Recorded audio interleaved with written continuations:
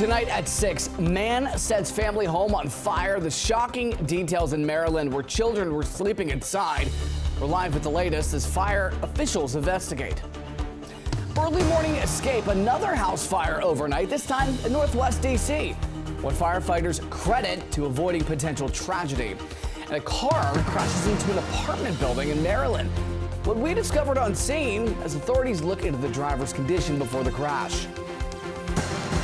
And a taste of fall in summer. This weekend has started off wonderfully. We'll continue into Sunday. Stick around for my full forecast. Come on. And we're finding you savings from back to school essentials to your next special deal when dining out. We're stretching your dollar. You're watching the station covering all of the DMV. This is DC News Now. Good Saturday evening, everybody. Thank you for joining us for DC News Now at 6 o'clock. I'm Ben Dennis. We begin tonight in D.C. Two people were woken up in the middle of the night and discovered a fire inside of their house in Northwest. Crews rushed to 44th Street in Tenleytown around 3:30 this morning. Check out this video with those crews on the ladder. Flames seen coming from the porch and front rooms of that house. Look how intense they are. A live power line was also down in front of the home. Fire extended to the home's second floor and into the attic. D.C. Fire says that the two people who escaped were uninjured and were woken up thanks to a smoke alarm that went off. The cause of the fire is still under investigation. And to your top story. Meantime, a Maryland man was arrested overnight after allegedly setting his home on fire while his family was sleeping inside. Startling accusations were making their way across Charles County tonight. Our Dave Laval joins us live from the Westlake Volunteer Fire Department in St. Charles, Maryland. Dave, what have you learned? Well, what we can tell you is firefighters here responded to that fire in Waldorf after 5 a.m. Friday. The good news is no injuries have been reported. What we can tell you is fire marshals say 49-year-old Omar Harrison deliberately set a fire inside his home along Utah Forest Drive. His wife is said to have woken up and as Harrison poured gasoline on her bed. Then he poured more gas down the stairs and ignited bed sheets. His wife and their two children escaped. The fire is said to have caused about $500 in damages. Charles County deputies responded to the home earlier in the night following a domestic dispute between Harrison and his wife. He is charged with several counts, including attempted murder and first-degree arson. He remains held in the Charles County Detention Center awaiting a bail hearing.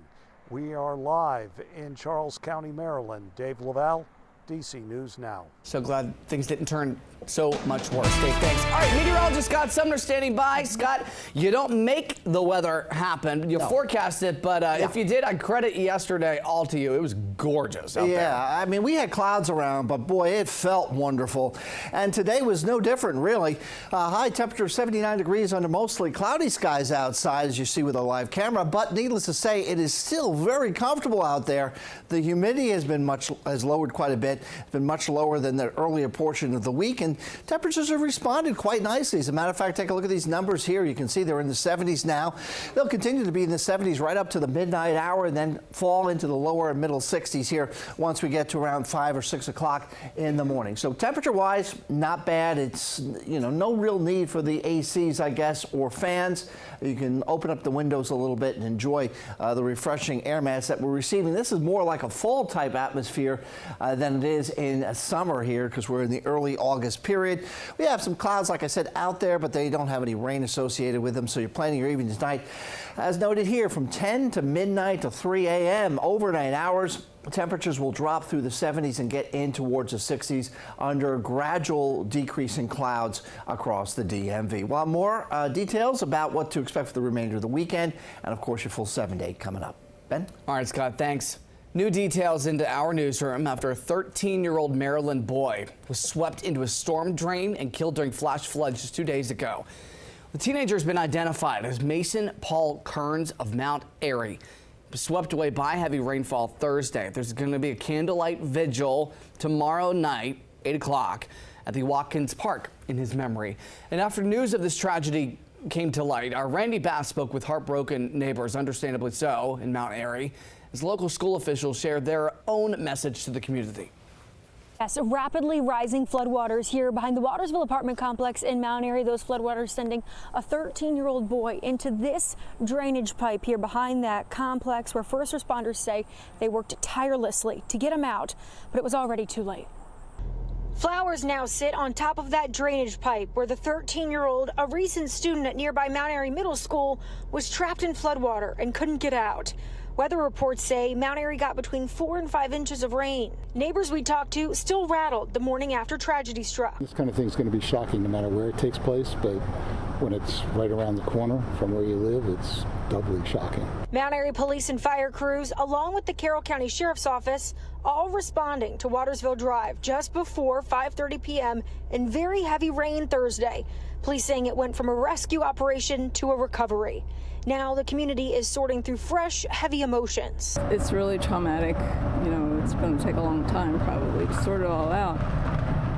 Personally, when we were walking down here, it's like I could feel the sadness, and then when we came back up again, I'm feeling a lot right now. The principal at Mount Airy Middle School sharing this message Friday, saying in part, "I am writing with sadness to inform you that a recently enrolled student at Mount Airy Middle passed away yesterday in an accident related to the heavy storms in our community. Our thoughts and sympathies are with his family and friends." Our thanks to Randy there. This week, 6 people, including 2 children, were rescued after their cars got stuck in those dangerous flash floods. Here in Potomac, it happened on Bradley Road near Cabin John Creek. Fire crews say they initially came for just one car that was stuck, but they found another one completely submerged. An 8-year-old was reportedly standing on the roof of that car, while a woman and a 2-year-old were trapped inside. They managed to rescue them. I'm always surprised they come very fast. I don't know who made the call. For the rescue that happened, they were, really responsive, and they took care of it, quickly.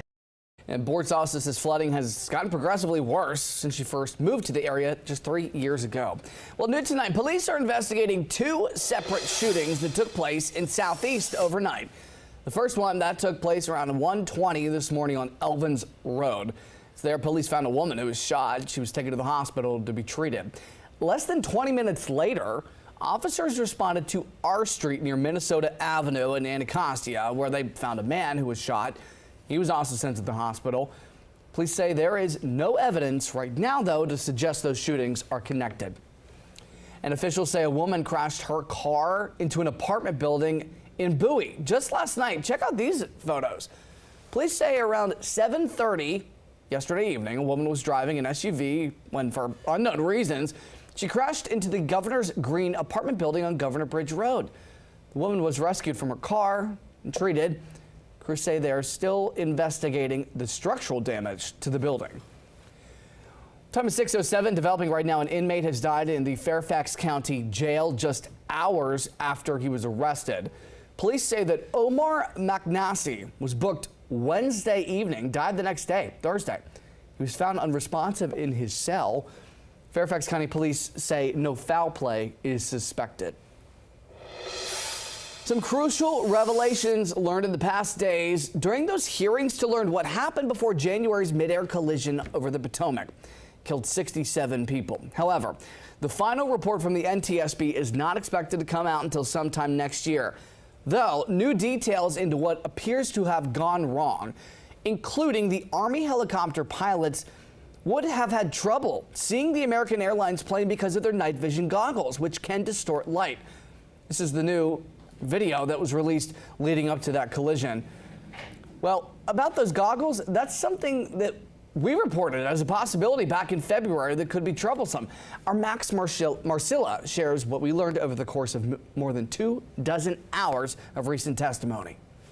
Reaching the end of a very lengthy and very in-depth set of hearings over the last 3 days about the deadly mid-air collision near Reagan National Airport. It was really emotional for the families who lost loved ones in the tragedy. It was also really eye-opening for the public, who saw just how many red flags there were in the aviation industry leading up to the crash. There are a lot of things that can be done differently. I don't think this accident occurred that night. I think it happened years before. That finding not a surprise for Sherry Lilly. We've learned some pretty distressing things about just broken safety culture. She's here to advocate for aviation safety and remember her 28-year-old stepson, Sam, who was a co-pilot of the American Airlines plane. He was so playful, but when he decided to become an aviator, he became so serious about that. Friday's hearing led to admissions that the pilots of the Black Hawk helicopter would have had a hard time spotting the American Airlines plane because of night vision goggles. That following 2 days of revelations about all that went wrong on the night of January 29th. We are all very uncomfortable